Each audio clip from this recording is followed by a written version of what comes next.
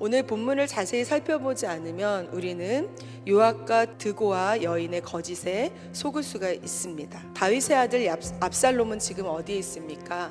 여동생의 원수를 갚으려고 형 암논을 죽인 다음에 외할아버지 나라인 그술로 도망쳐 가서 거기에서 살고 있는 상황입니다. 죄를 지어 도망쳐 있다 할지라도 다윗은 자신의 아들이 압살롬이 보고 싶었던 것 같았습니다. 요압은 그 다윗의 마음을 알아챘습니다. 그래서 어떻게 해서든지 압살롬을 이스라엘 땅으로 돌아오게 해서 다윗에게 인정받고 싶어 했던 것입니다.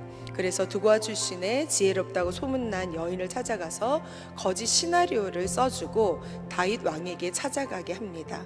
그 여인은 요압이 짜준 시나리오대로 마치 자신이 초상당한 여인인 것처럼 꾸미고 상복을 입고 기름을 바르지 않고 죽은 사람을 두고 오랫동안 슬픔을 지는 여자처럼 연기를 하면서 다윗에게 호소를 하고 있습니다. 다윗은 이 여인의 거짓 연기에 넘어가서 그 억울함을 풀어주겠다고 합니다. 그러자 이 드고아 여인이 다윗에게 이렇게 말하는 것입니다. 왜 자신의 백성들에게는 이렇게 하시는 분이 자신의 아들인 그 쫓아낸 압살롬은 이 나라로 돌아오는 것을 허락하지 않느냐라고 하면서 당신의 처사는 잘못된 일이라고 말합니다. 이 말을 들을 때 다윗이 깨달았습니다. 요압 장군이 꾸민 일인 줄을 알게 되면서도 다윗은 요압에게 명령하여서 압살롬을 집으로 돌아오게 합니다.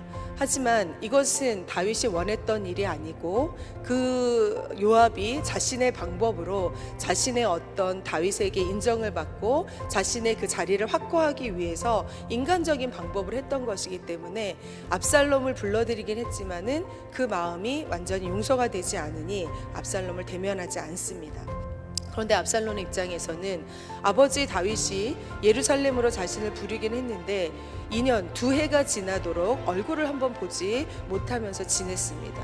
압살롬은 요압 장군을 아버지에게 보내서 왜 나를 이곳으로 구슬에서 돌아오게 했는지 물어보고 싶었습니다.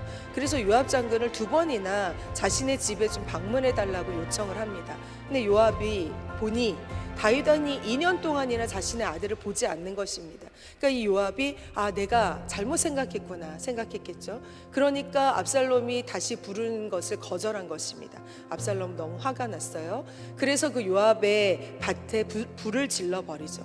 그래서 어쩔 수 없이 요압이 압살롬을 다윗에게 만나게 해주는 그 제회를 성사를 시켜줍니다. 그렇다면 요압은 왜 이렇게까지 했을까요? 요압은 다윗의 아들 중에서 압살롬이 차기 왕으로 가장 유력하다고 생각했었습니다. 그래서 자신의 위치를 확고하게 하기 위해서 다윗의 마음을 눈치채고 두고와 여인을 이용했던 것입니다. 요압의 거짓말을 알면서도 다윗은 압살롬을 받아들입니다. 왜 그랬습니까? 다윗과 요압의 관계 때문이었던 것입니다. 압살롬을 완전히 용서하지도 못한 채 그 요압과의 관계 때문에 압살롬을 받아들였지만 그 마음이 아직 그를 만날 준비가 되었지 않았던 것입니다. 뿐만 아니라 압살롬은 아버지에게로 돌아왔지만 자신의 형을 죽인 자입니다. 그런데 본문에 보니 회개했다는 말이 한마디도 없습니다. 그는 죄를 덮었습니다. 고향으로 돌아온 압살롬은 2년이나 아버지가 자신을 찾지 않자 어떻겠습니까? 그 마음이 처음에는 은혜로 생각했지만 나중에는 상처가 되고 분노가 되고 점점 증오만 쌓여갔던 것입니다. 아버지와 아들의 관계가 회복되기는커녕 도리어 악화되어 결국에는 반역이 일어납니다. 요압은 자신의 노력으로 예루살렘으로 돌아오게 만든 압살롬을 훗날에 반역자로 죽여야만 했습니다. 거짓은 공의를 이룰 수가 없습니다. 또한 무너진 공의에서는 진정한 사랑을 경험할 수 없습니다. 인간은 누구나 약한 부분이 있습니다. 왜냐하면 하나님의 형상이 깨어져 있기 때문입니다. 하지만 하나님은 우리에게 사랑과 공의를 균형 있게 이루어 주셨습니다.